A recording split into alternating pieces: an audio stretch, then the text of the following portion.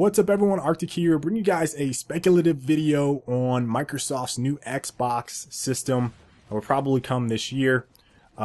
This is coming shortly after Sony's unveiling press conference of the PlayStation 4, where they basically confirmed hardware specs and some features that they're going to have that have been basically widely rumored from different gaming sources for a little while now. And it got me thinking, well, you know, since they come out with their stuff, what is Microsoft going to have? Because they haven't said anything. And Skylis and I are going to discuss the PlayStation in depth on our show, Frag Logic, on Tuesday. So let me get into some features that I thought that Sony had that Microsoft will also more than likely have that interest me the most. Now, the first two are this whole social sharing, I guess, Facebook phenomena with being able to capture footage and streaming capabilities. Now, the reason I grouped these into social is because that's kind of how Sony did it. And I think Microsoft is going to do something similar with their system. The ability to capture footage natively inside of your system is probably going to be a realistic feature for Microsoft. In the new Xbox, Sony said that they could do it, or they plan on doing it. And so this is probably going to be a feature parity with the Xbox. Now, what this means to me is basically that barrier to entry that a lot of guys have, a lot of players have, of being able to upload footage to YouTube or whatever, you know, video destination that they want to, that's going to kind of go away. That doesn't necessarily mean that there's going to be a ton of new YouTubers, because, you know, in order to take it to the next level, you still have to get editing software.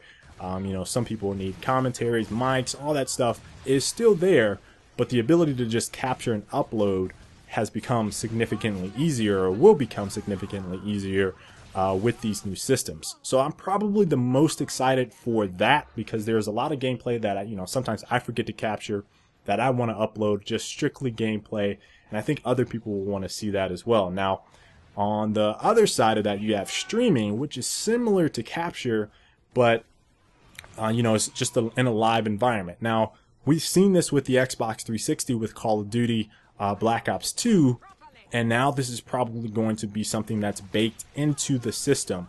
So, that enables every game to essentially be live streamed. Now, the interesting thing about this is that Sony actually partnered with Ustream, which was a really strange partner to me for gaming specifically, because Twitch, in my opinion, is the destination that you go to as a gamer to live stream. So Ustream was kind of like, raised a big question mark for me for Sony.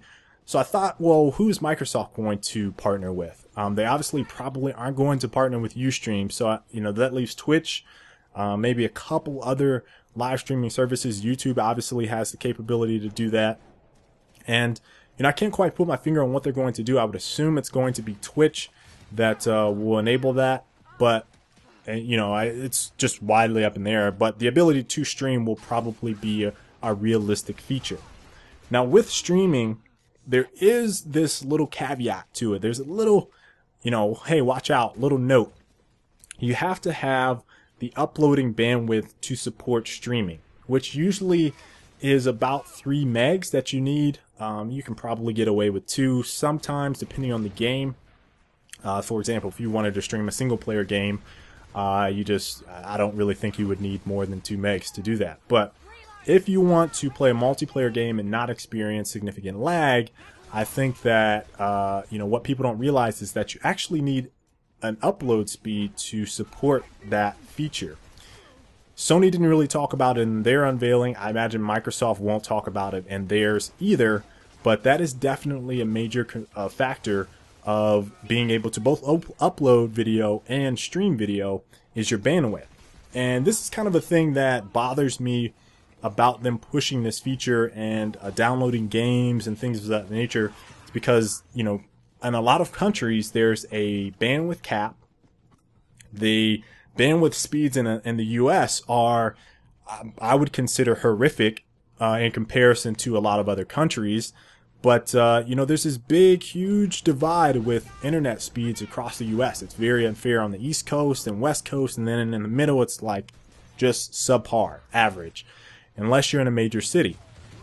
So Streaming, while it is a nice feature, definitely has that bandwidth factor to come along with it. Another big feature that I mentioned, downloading games. Sony talked about being able to download a game and then play it as it's downloading.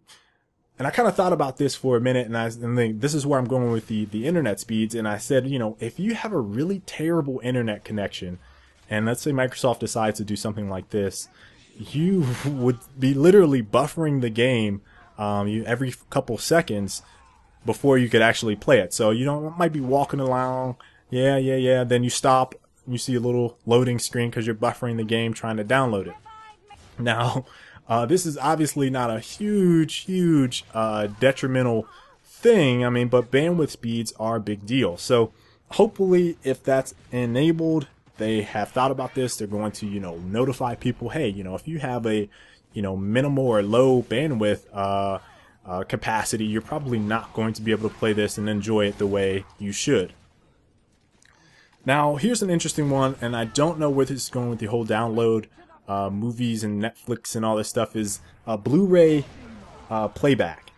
Now, obviously, Sony has Blu Ray capabilities, and Microsoft does not. Remember, they went with the HD DVD thing, and then that kind of fizzled out.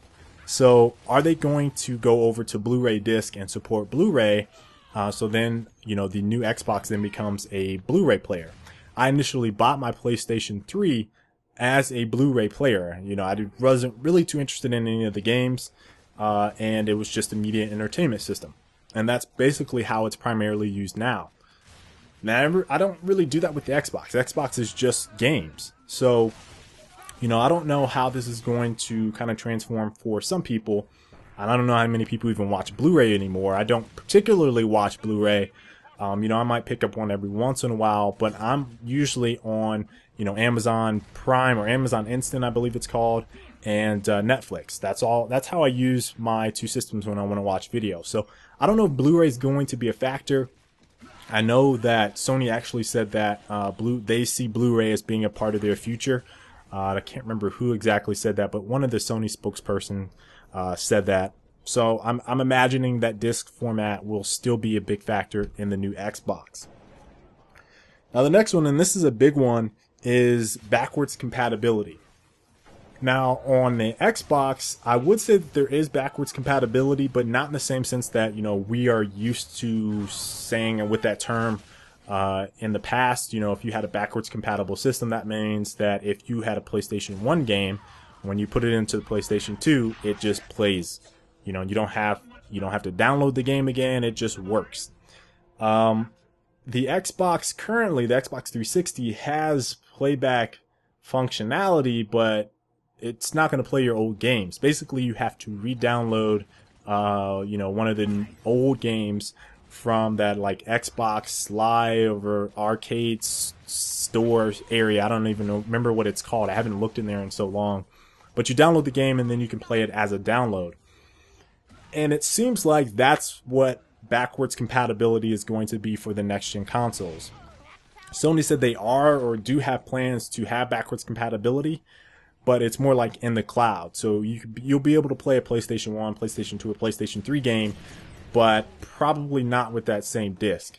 So I don't know what that means necessarily for, those of us that are going to have Gears of War Judgment or similar games that we play on the Xbox, and when we get the new system, will we be able to play it? That's a big question mark for me, and I'm wondering if they're going to say, well, no, you can't play it with the disc, but you can download it for whatever price, discounted price, or are they going to say, well, we can't read this disc, we can download the data from the disc, which you can save your hard drive or the game to your hard drive now. So, I mean, that's a possibility. You can download the data from the disk and then play it that way from the hard drive. I don't know. Something along those lines I see being a part of backwards compatibility with the new Xbox.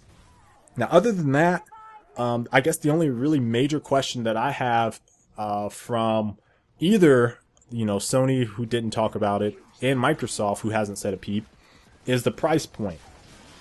Now, the Xbox 360, I believe, launched at $399 and $299. It was like for the basic and then, you know, the big hard drive.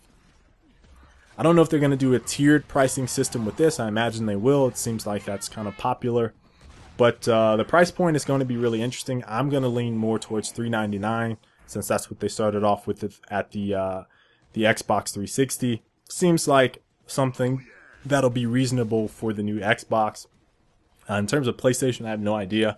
You guys remember they launched at $499 and nobody bought that shit. So I hope they don't make the same mistake. But I do think that we'll see another tiered pricing system with the new Xboxes. And that's pretty much it, guys. You know, capture, streaming, downloading games, Blu Ray, backwards compatibility, price point. Those are the only things that I'm really interested in. Games, you know, there's going to be some kick-ass games on both systems. I'm not really worried about that. But yeah, hope you guys enjoyed this video. I'm looking forward to see what you guys think. Leave your comments down in the comment section. Until the next time, guys, I will catch you later. Peace.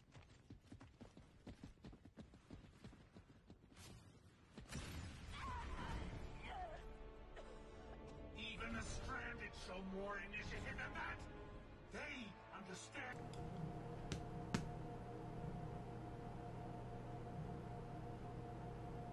We can do this all day. You staring at me, me staring at you, staring at me. Or you can just click the video. If you just click the video, I go away. I know you don't like looking at me. You like looking at me? Something's wrong with you guys. Fine then. We just sit here. We'll just sit here. Time's a ticking. Time is a ticking.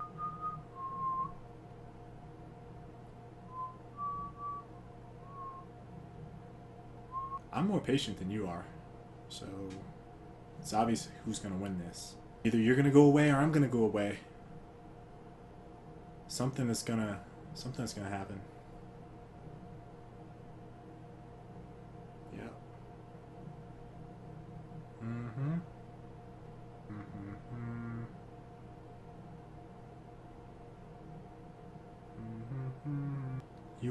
You're still here?